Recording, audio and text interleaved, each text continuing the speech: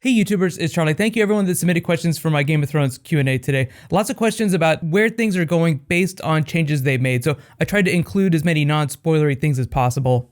I also saw a lot of Brienne jokes, so just as we get into it, careful for spoilers from the episode if you haven't seen it yet. I think my favorite joke was when Sansa got mad at Brienne for being at Joffrey's wedding. In her defense, it's not her fault. She wasn't there in the books. So here we go, first question. Kaiser Red asks, why doesn't Brienne mention the fact that Arya lives to Sansa? Because everyone else thinks she's dead. I think that she probably just forgot it, and the writers probably excluded that because they felt it would create more problems in the narrative of the episode. This is one of those logic issues. Normally you would expect that Brienne would say, hey, your sister's still alive, and maybe that would entice Sansa to go with her, and then they could go track down Arya. But that would pull the story in a vastly different direction than the writers want to go. So the convenient thing to do is just to exclude it. Just make Brienne forget to mention it.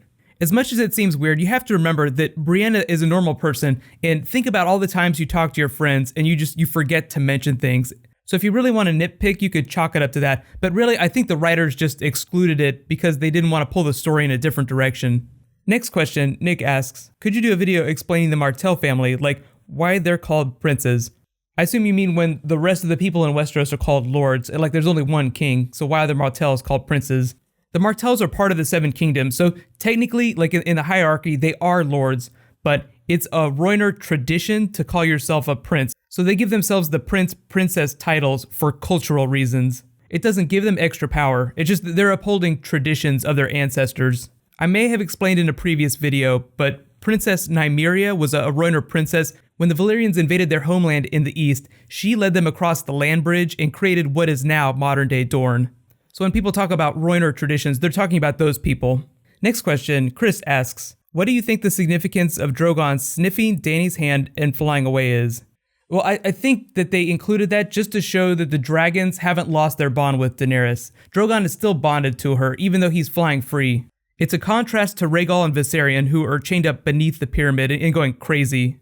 Dan and Dave just don't want you to be confused and think that the dragons have completely turned on her. They haven't. Like, the dragons that are chained up are just really pissed. Daenerys also made it seem like Drogon had left for good, so it's just a reminder that Drogon is not gone for good. It's like he's just checking in with mom before he goes off and has some more fun. Next question, Kevin asks, I think Jon Snow will have to learn that he is actually a Stark before he'll accept Stannis' offer to legitimize him. Well, technically, I think he does know that he is a Stark. He thinks that Ned is his father, so that would make him a Stark. It's just that he thinks his mother is some other commoner. I talk all the time about how I think that his real mother is Lyanna Stark and his real father is Rhaegar Targaryen. That would give him very pure royal blood, but in the line of succession, he'd still be viewed as something of a bastard. You could also view bastards as children born out of the line of succession. So like during the Targaryen Civil War, during the Dance of the Dragons, the spin-off story that George R. Martin wrote, there were Targaryens in the direct line of succession that were having children out of wedlock with other Targaryens. So technically they're bastards, even though they have pure Targaryen royal blood. It gets a little messy, so I think we'll have to wait to see if the show deals with it and how they explain it. What I'm hoping is that George R. Martin will spell this out in greater detail in Winds of Winter, so we'll actually have some canon to go on. Right now it's all conjecture. Next question, Element Studios asks, since all of the Faceless Men are no one, do you think that Jaqen H'ghar is more or less a pseudonym that they give to the many-faced god, like a mantle that all Faceless Men wear? So you're asking, like, is that a name that they just pass around? No, I think that that's just a name that he chose for the mission he was on when he met Arya. It's a little fuzzier in the book, so I'm going to focus more on the show's interpretation. The reason I think that they're still calling him Jaqen H'ghar on the show is just for simplicity's sake, just so that viewers don't get confused. What Jaqen is trying to tell Arya is that he has no true identity. He takes on any identity that he needs based on the missions that he goes on. Just to take it a step further though, identity is a big deal this season. Like, who are you? Do you have royal blood even though you think you're a bastard? Or in the case of Arya, can you leave your identity behind? As characters evolve through the next couple of seasons, you'll see their identities change. Although I think that, by the end, everyone will return to baseline. But what I really like to see in the finale is like, they go through this big journey, but then they all come back together and it's like a bunch of Starks versus a bunch of White Walkers. Next question, Jake asks, can people from the UK use HBO Now? So you do actually have a version of HBO Now through your cable provider, I think. the people that broadcast HBO. Internationally, like they might call it something different, but there are simulcasts happening across the world. If you do live outside the United States and you're not sure whether or not you have access to simulcast through your cable provider, just check on their website. They'll probably say there. HBO Now is just the name of the simulcast service that Apple paid a premium to get. HBO signed other streaming deals with other providers, but they had to call it something different. The funny twist is that Apple only paid for the HBO Now name. They didn't pay for exclusive rights to simulcast. So yes, there are simulcasts outside the United States. Legitimate, not pirate streams. Next question, Make asks, what kind of a role do you think that Kevin Lannister will play? Well, so he said he was heading back to Casterly Rock, so I don't think that we're going to see him for a while. I think Cersei will take care of herself. Like, she'll be her own worst enemy for the next couple of episodes. I do think that Kevin will come back, but if you have read the books, I think they'll cut out a lot of his book story, but thematically a lot of it will still be there. Next question, Matt asks, is Doran Martell ever going to get up and start seeking revenge to avenge his brother?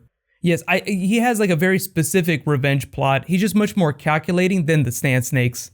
Alaria Sand is just way more trigger happy. Doran Martell is like the real master planner. That's why they call it the Dornish Master Plan. I don't know how many episodes he's in this season, but I don't think that we'll start to see that master plan play out until he's on screen again.